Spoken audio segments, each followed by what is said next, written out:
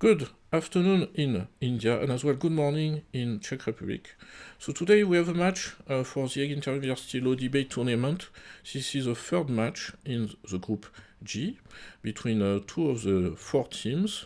They already had two matches on other areas of law. This time it will be more connected to international trade law and the impact on environmental affairs as well. So before we move to have the match itself, of course we'll start first to the teams to introduce themselves to each other and to the judge. So I will give the floor first to Mr. Kripash here. Welcome. Hi, thank you, and hello everybody. I am Rishabh Iyer. I am a fourth year law student at OP Jindal. I think that's all. I'm here to have fun. All the best, guys. Thank you, welcome. We have as well Miss Christina Bolova. Welcome. Hi, I'm Christina. I am in the first year of law school and I'm really looking forward to this debate. Thank you, welcome. We have as well Mr. Tanish Nerash. Welcome. Hi everyone, good morning, good afternoon. I'm Tanish Neeraj, really interested in the debate. All the best to teams. Thank you. Thank you and welcome. We have as well Mr. Tomasz Neugebauer. Welcome. Hello, good morning to everyone. I'm fourth year student at the Faculty of Law of Masaryk University, and really looking forward to this debate, and I'm interested in your opinions to this motion. So yeah, enjoy. Thank you, welcome. We have as well in Jindal Law School, Shauniveta Solai Gnananasekar. Welcome. Hi everyone, I'm Shadha Nivrita Solai Shekhar, and I'm a second year law student at Jindal Global Law School. All the best to everyone, and we're looking forward to a great debate this afternoon. Thank you. Thank you, welcome. And we have as well Miss Karolina Sushankova. Welcome. Hi everyone, I'm in my fourth year of law school and I'm really excited to be here with you today and to debate. So good luck everyone. Thank you. So we send greetings, of course, as well to the persons who support you, the full Jindal Law Society as well, and on the side of the Czech team, Professor Martin Svech, who might watch the match or rewatch the match as well. So for this match as well, we send greetings to the three judge. Many thanks for your time as well for assessing this match. For some of you, it is the second match you are assessing in this competition. So many thanks again. And the topic which was sent to both teams a week ago was the World Trade Organization should enforce strict penalties on countries that engage in environmentally harmful trade practice. So now we share my screen for the allocation of positions. With the randomizer, we will know which team will be in favor and would give the first introduction and who will be against. So as you can see, there are two chances for each institution. So here are the double flags and logos of the institutions to be either in favor, either to be against the motion.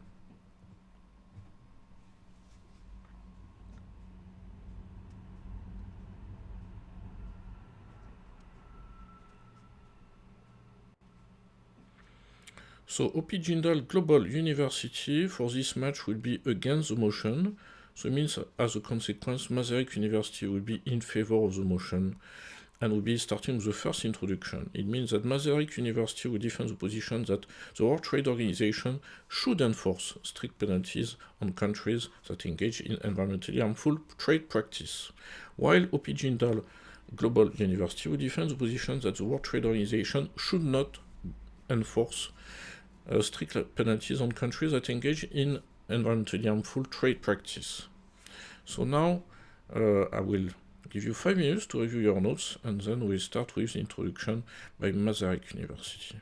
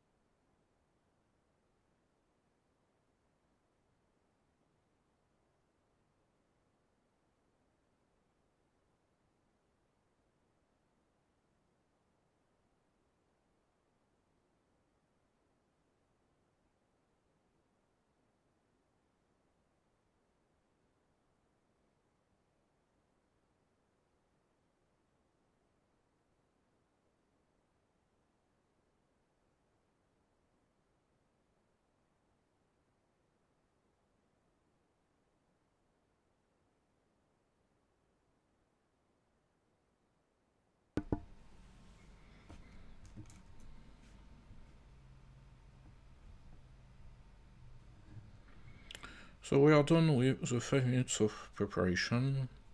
Before we start with the introduction, I remind that when you see the yellow card, it means you still have 30 seconds, you can continue to speak, of course.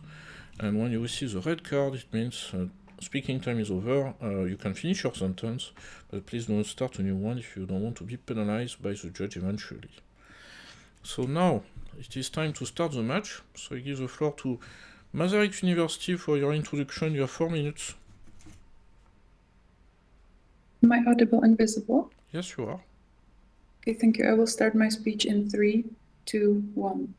Honorable judges, organizers, and esteemed colleagues, we stand before you today to argue that the World Trade Organization, further referred to as WTO, should enforce strict penalties on countries that engage in environmentally harmful trade practices.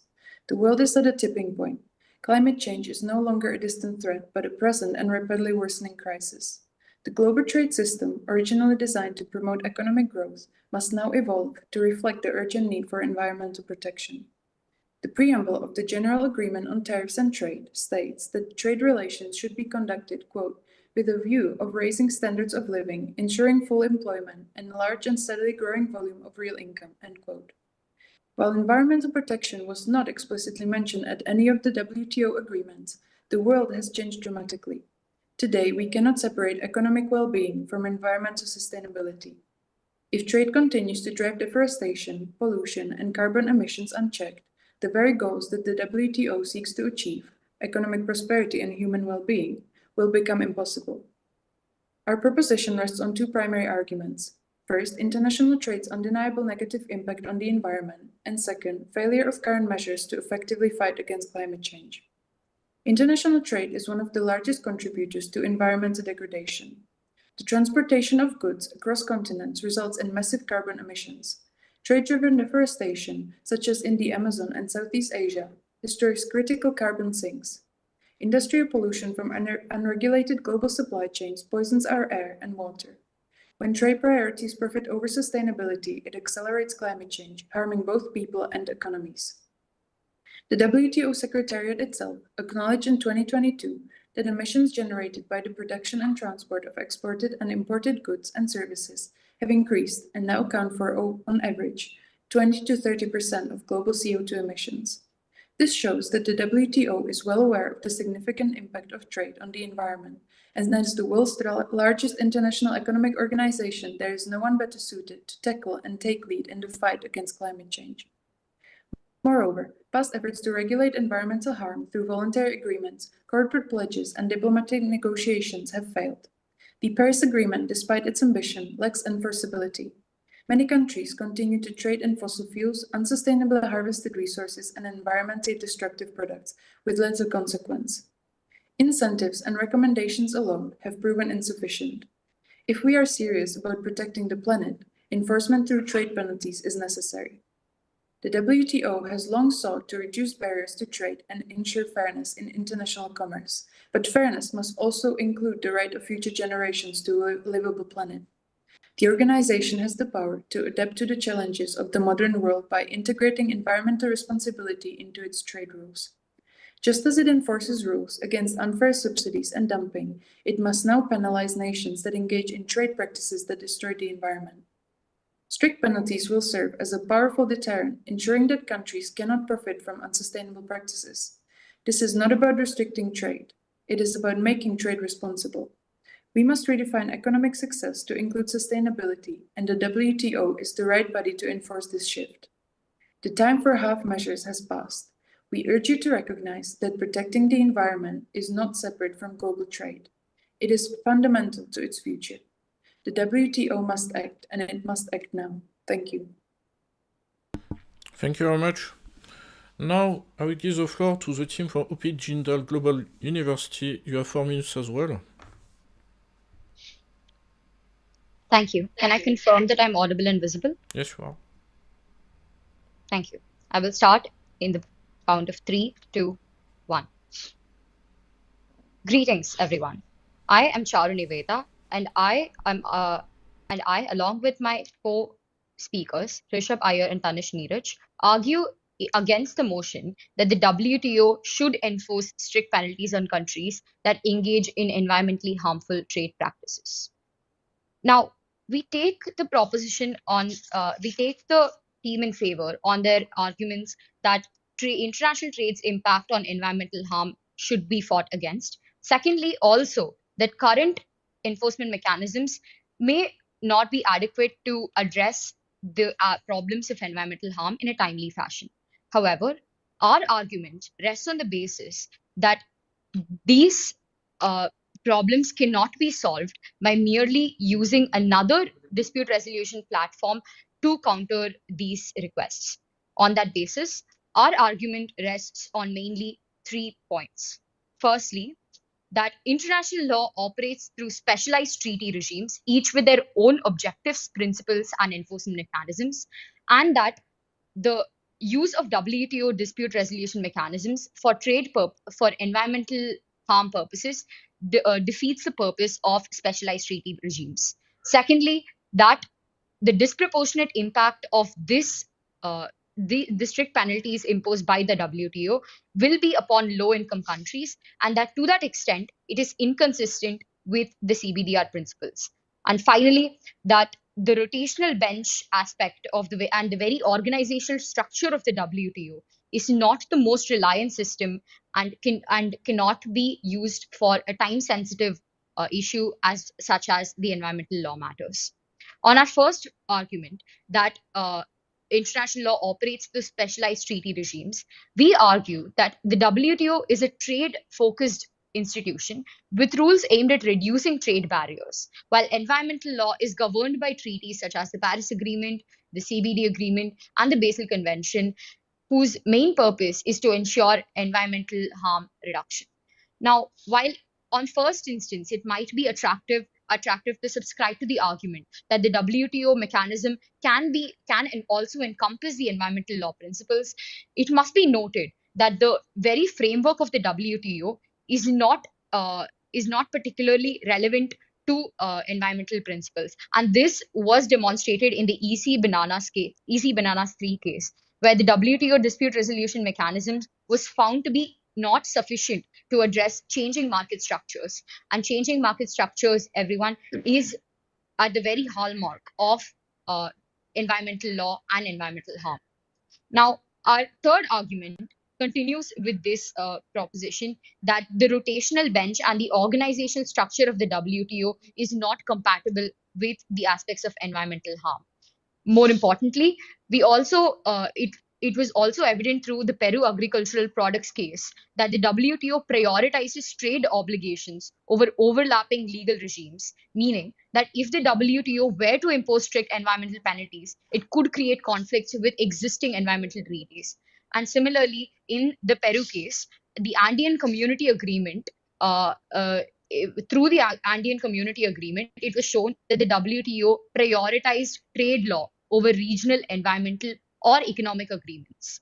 Therefore, it is evident that although it is important to take note of the impact that international trade has on environmental harm, it is not particularly suitable for the dispute resolution process to take place through the World Trade Organization. And thus, I rest my case. Thank you. Thank you very much. Now we are moving to the first rebuttals. We hear the first rebuttal by Masaryk University. You have 2 minutes. Hello, am I visible and audible? Yes, you are.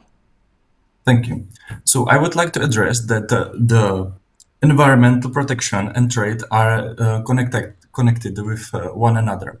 The international shipping is a crucial component of global trade and a notable source of greenhouse gas emissions. In the IMO's greenhouse gas study from 2020, it is estimated that international shipping emitted approximately 794 million tons of CO2. So these two parts, environmental protection and trade, are connected, and they have to work and take measures together. I would like to also mention that the WTO agreements already recognize environmental protection. In the Marrakesh Agreement, which is sort of the founding document for WTO, in the preamble, it explicitly states that trade should be conducted in accordance with the objective of sustainability and sustainable development. This recognizes that the environmental concerns should be considered in trade regulations. Also, in the General Agreement on Tariffs and Trade, short for GATT, Article 20, B and G letters, there it states that it allows trade restrictions for measures necessary to protect human, animal, and plant life or health. Also, there is a need for conservation of exhaustible natural resources in the letter G.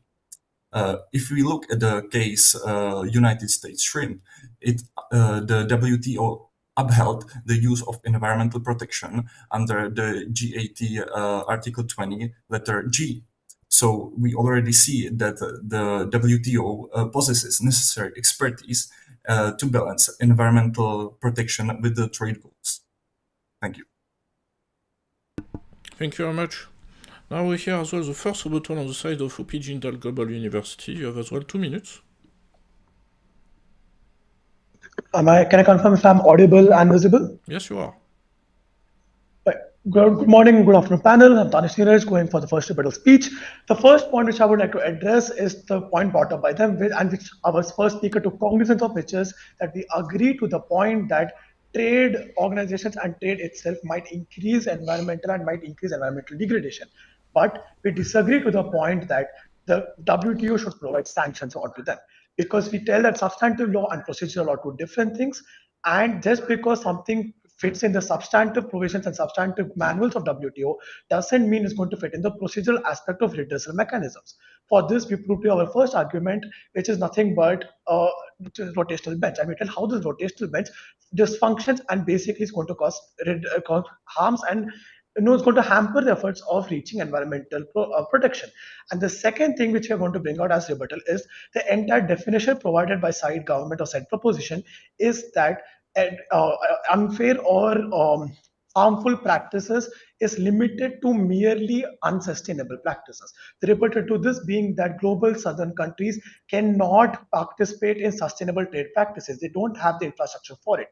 And because of this, if we consider any and every unsustainable practice as harmful practice, it's going to impact it imbalancingly, whereas the entire global north is going to benefit, whereas the global south is going to face the harms of it. Followed by the mention of Article 20. Article 20, which mentions for trade restrictions, these trade restrictions depend only on these trade restrictions. The trade restrictions depends on the fact of its when trade imbalance exists, not with regarding sanctions. Sanctions is different than restrictions. Restriction would also involve you can't trade with certain countries and you can. It would not involve putting sanctions on actions. And based on this, we also tell that just because something is substantial, something is for the benefit of the humanity cannot be done legally. Legally, the redressal mechanism and the structure of procedural law of WTO doesn't let environmental harms and environmental adjudications, wherein they can decide what is harmful. Thereby, they can't even put sanctions. Thank you. Thank you very much. Now we are moving to second rebuttals. We hear first the second rebuttal by Masaryk University. You have 2 minutes. Thank you. So the organization, the WTO, can rule on trade and non-trade activities, for example, environmental protection. It just needs stronger tools to enforce protection of environment. And with these tools, the WTO would have a stronger position to achieve better international standards. I would like to mention other cases where WTO ruled in favor of environmental protection. For example, there is the case of Brazil retreated tires from 2007, where WTO allowed Brazil to restrict imports of used tires on environmental and public health grounds.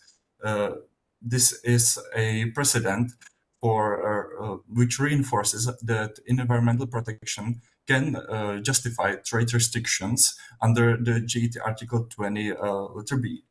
Also, there is a case of European communities on asbestos, where also the WTO upheld that European communities can ban asbestos imports due to the health and environmental risks. So there are some precedents which show that the WTO is able to rule for the environmental protection, and we just need more tools for WTO to reinforce these protections. I would like to also mention that there are WTO member states, and a lot of them, who already agreed on some environmental protection measures. For example, the Trade and Environmental Sustainability Structured Discussion, where over 70 member states of WTO are currently discussing how the environmental protection measures should be implemented in the WTO mechanisms. And yes, thank you. Thank you very much. Now we hear as well the second rebuttal on the side of OP Jindal Global University. You have 2 minutes. I'd like to confirm if I'm both audible and visible. Yes, you are. Thank you. I'll be starting the second rebuttal at the reverse countdown of 3, 2, 1, 0. I'd like to first bring upon my point said by my fellow opponent, where he mentioned the 70 different countries coming together to form a sort of organization to talk about the change in environmental law within the WTO framework. Right? One of the most crucial reasons as to why environmental law has been molded to be so inclusive of cultural practices is the very aspect that has been ignored by the WTO framework time and time again. Because of the sanctions that threaten the very cooperation of international environmental law. Right?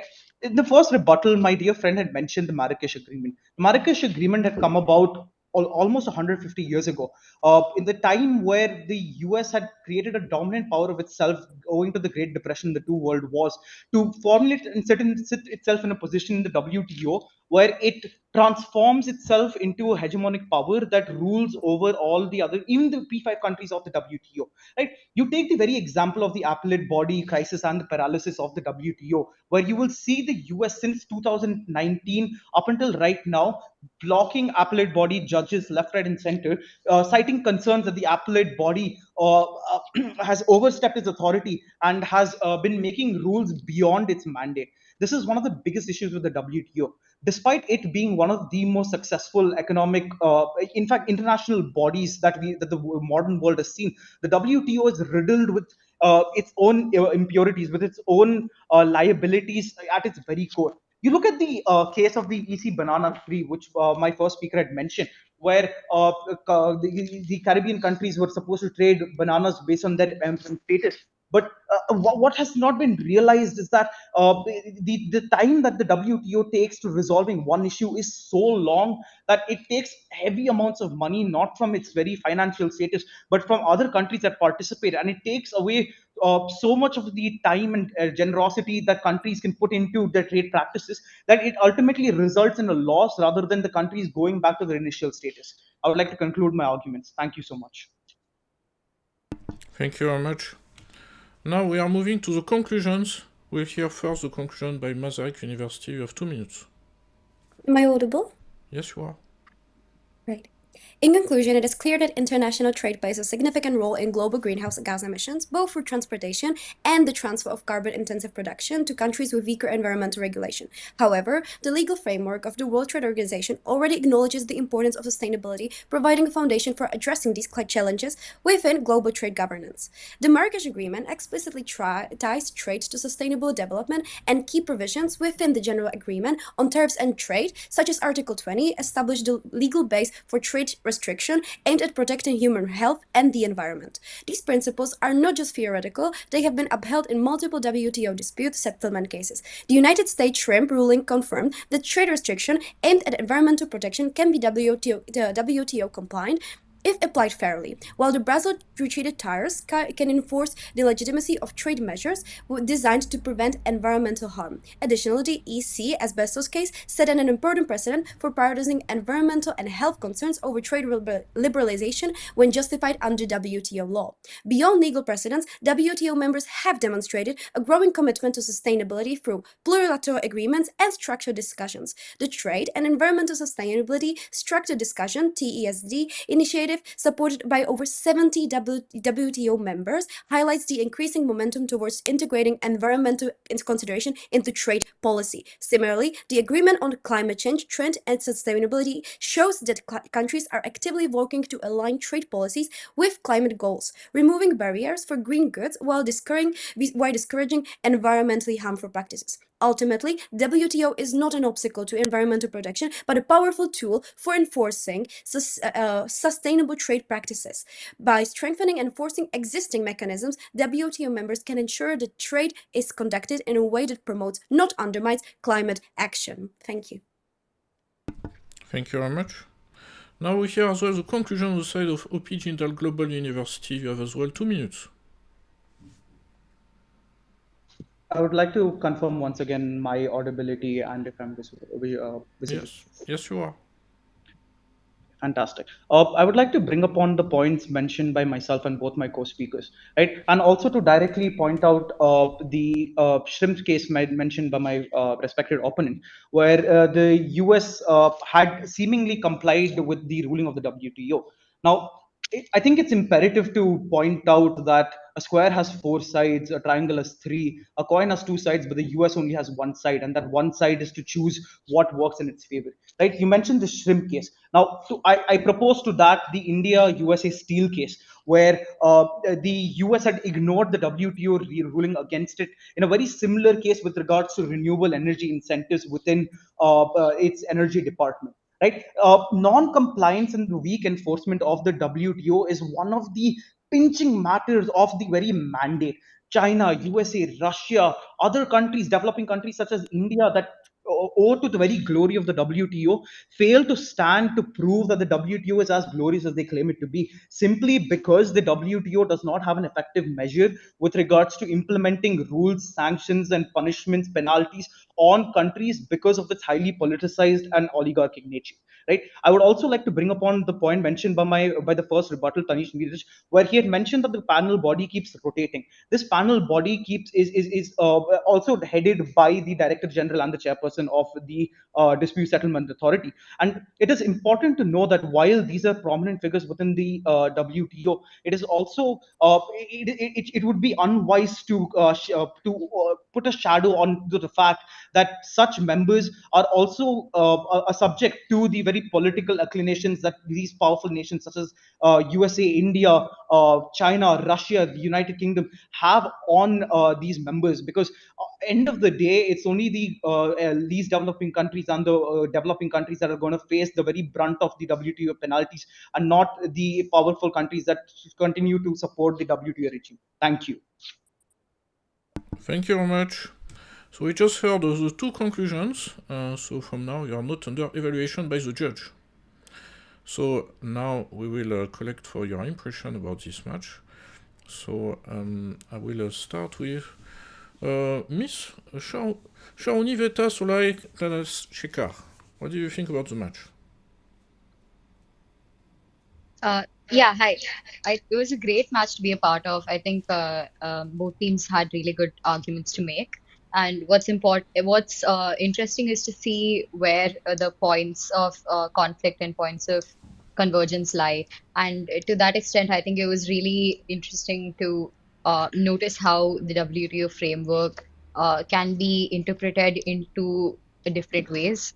And I think it speaks a lot to the flexibility of international trade law and international environmental law as a whole as well. So it was a great debate to be a part of, and I hope the other team enjoyed it as much as we did. Thank you very much. Miss Sushankova, what do you think about the match? So I really enjoyed the match. I really enjoyed seeing the perspective that our opponents had on the topic, even on the opposing side. It was a bit different from us, and I think it was very enriching for both teams, hopefully, and I had a good time. Thank you. Thank you very much. Mr. Nerash, what do you think about the match? I mean, it was a very good match. Both teams, I believe, did a wonderful job. Congratulations to the other side and to my teammates as well. Both arguments presented were, seen somewhat as we were researching for the entire debate. We came across some same case laws and same principled arguments that the other side also ran. And it was nice to see, our arguments from the other side and argue against something which we also thought of to begin with. So yeah, it was a very good match and glad to be here. Thank you very much. Mr. Negebauer, what do you think about the match? Yes, I agree with the other team that it was really interesting that we met at some of the arguments and counter arguments which we also thought about. So I think it was really good debate in this way because sometimes with other motions the two teams can take completely different routes and they don't really connect with one another. And I think we really took like different stances to the one topic that we wanted to discuss. So because of that, the discussion was more interesting, basically. So yeah, it was really good. Thank you. Thank you. Mr. Ayer, what do you think about the match? I had a great time. I think what is really interesting about these sort of economic debate topics is that there's so many perspectives that actually converge when you're actually discussing them, and to see such a contrasting argument by my respected opponents was something that me and my teammates cherished to the very brim, I think, and I only look forward to hearing such fantastic arguments in the future, not only in this debate format, but as I progress, here on forth. So all the best to you guys and all the best to me and my teammates as well. Have a great day. Thank you. Thank you very much. And finally, Miss Bolova, what did you think about the match? I can only agree with what has been already said. I really enjoyed the debate and it was great. It was nice seeing how reactive it was, that both teams were actually reacting to the arguments and the case law that we brought. So that was really great and I enjoyed it so much. Thank you. That's great. So yes, that was quite dynamic. Personally, I found it. And now, of course, we'll ask 2 more questions to the teams. This is your third match, and now we need to know what is yours. Let's say particular area of law that you like, maybe among those that you already debated on, or some other areas of law, I mean for your career. So I will start with first asking the members of the Jindal Global University Law School, which, let's say, of these areas, or that you are studying, or maybe you have debated, that you would like to go deeper for your career and to become an expert. So we start with, Mr. Ayer. Hi. Again, so given the multiple topics that we've had over the 3 rounds, I've only deepened my understanding of international law. But that is not to say that my core passion in international law lies in international criminal law, more particularly foreign relations, terrorism, and genocide law, which might not sound pleasant to the ear, but it is definitely pleasant for the eyes when you're reading it, right? But this is something that I've genuinely taken a consideration into driving my career vehicle over. So the nuances are something that are strikingly enticing. Okay, so another reason why I'm asking this is because, yes, we will try to provide some information as well to apply for jobs, internships. As you know, The Hague is a city for international criminal law very much, with those different courts and internship possibilities as well to the ICC, for example. So now, same question to Miss Canada Shekhar. Yeah, question from Sharuni Veta, Solai, Canada Shekhar. It's great. Yes.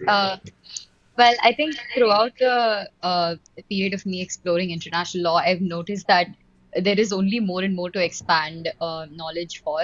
But as far as I have come across, I have really enjoyed research in international criminal law, more specifically Article 30 of the Rome Statute, and also international trade law and international investment law is something that I would love to research more on. And there are also certain public international law research areas that I find quite interesting. Cyber warfare being one of them. Another one being the impact of environmental law on and the rising sea levels on territorial jurisdiction is something that I would love to work on more as well. So I hope the next 3 years of my law school provide me with those opportunities. Okay, thank you. Thank you very much. And same question for Mr. Niraj. Am I both visible and audible? Yes, you are. Yeah. My interest in international law lies in the perfect, I would say, counterpart of Rishabh. He is interested in more dynamic aspects of the international law, whereas I'm more interested in tax law, something which is a lot of people might consider boring and lengthy. I'm more interested in international taxation codes and tax systems. Okay. So Yeah. yeah. Yeah, tax law. I have a former colleague who is an expert. She's in Leiden, Leiden University in comparative taxation law, for example. So yes, okay, good to know. And now, finally, we move to as well the team in Masaryk. So, Ms. Sushankova, what is the area of law that you want to zoom in for your career? So the area of law I'm most interested in is probably human rights law and constitutional law, but I also started to take liking into international public law recently, also thanks to this debate, so let's see. Okay, good, good. Mr. Neugebauer? Yes, so at the moment I'm most interested in like corporations and business law as well as mergers and acquisitions, but also I think I'm gonna be writing my master's thesis on international trade law. So actually, this topic was kind of closest to me from the topics which we've discussed, and yeah, so the combination of these, and we'll see how that goes. Okay, Thank okay, you. very good. Yes, I mean, for those who are interested in trade law, you have the different international chamber of commerce branch in different countries. They accept the internship, and it looks good as well for connections for the future. Of course, you have as well the national chamber of commerce, which exists in many countries. So, but of course, the WTO, but I don't know very well, but I will look if some of my former students have been as well to Switzerland at the WTO. So, and finally, I will ask as well, Ms. Bolova. So I take interest mostly in IT law, the regulation of information technology. I take interest in cybersecurity and maybe regulation of fintech, like cryptocurrencies and such. I'm mostly interested in that. Okay, very good. Yeah, this went to cryptocurrencies. So the conference of some days ago, which was in the news. Okay, thank you. Now, the very last question, which is a major, maybe cultural event that, for example, the day when students from Czech Republic will land in New Delhi, they should attend? This is a question for the Indian team. A cultural event that you have in your city, which is famous, maybe international or very traditional, I don't know. Right. So, actually, there is one very specific cultural event that I really like in New Delhi that I think everyone should experience once. It's 8 a.m. on a Saturday morning at the Rashtrapati Bhavan, where the guards change. And it might sound like a very boring ceremony, but what is most fun about it is the walk that you take to Chandni Chowk after that to enjoy a hot bhatura with some great chole. It's arguably one of the best breakfasts you would have in your entire life. And also, I think a trip to New Delhi would be very incomplete without exploring Old Delhi, which sometimes goes quite unnoticed as a part of Delhi itself.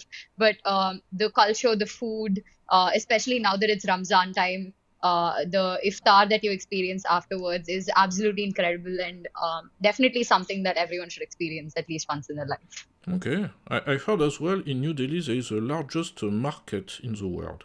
I mean, there is a part of the city where it's very, very, very big, and I heard it's the biggest one in the world.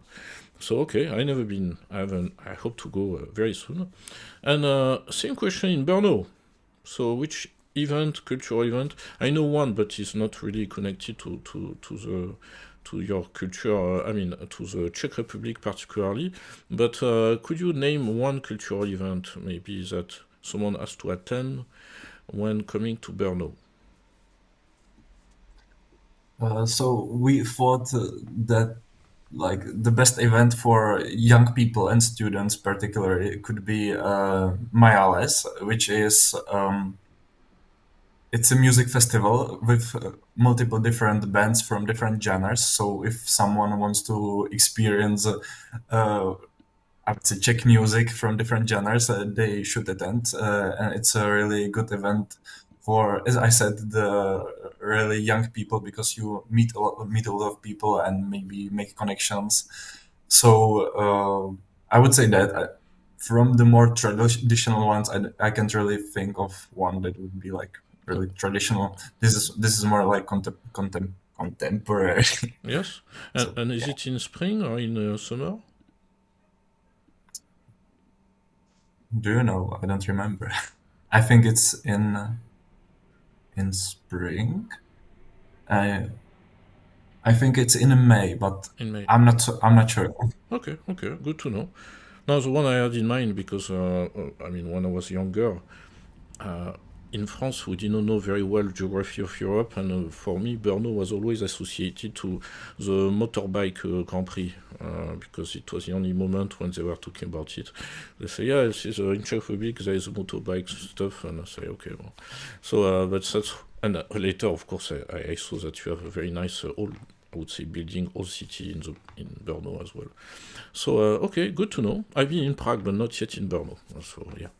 But many thanks for this match. For the three judges, they will have, of course, the next days to provide the results. We'll accumulate, of course, all the results of all the match, and we'll send you everything we have as soon as, of course, we get the forms from the judge. And this will issue a ranking. We did not publish yet a lot of results from the groups. And concerning the two universities, I made a mistake earlier today. Actually, yesterday it was another group who had a very intense match. Now the two teams, the University of the West Indies and Paris 1 Sorbonne University, Panthéon-Sorbonne University, will have their match this evening, actually. So you had the match now, third match, and you will have their third match as well this evening today. So many thanks for your session. I hope that you enjoyed getting knowledge as well in that area of flow. I mean, the role of the WTO especially, but we'll connect with you again very soon for the midterm connections, and indeed as well about these workshops and let's say procedures to apply for jobs and internship in international law, ICL, trade law, and some other areas of law, comparative law as well, for your career. So that will be announced very soon. But many thanks, and we keep in touch, and wish you a great rest of the week. Thank you. Thank you. Bye-bye.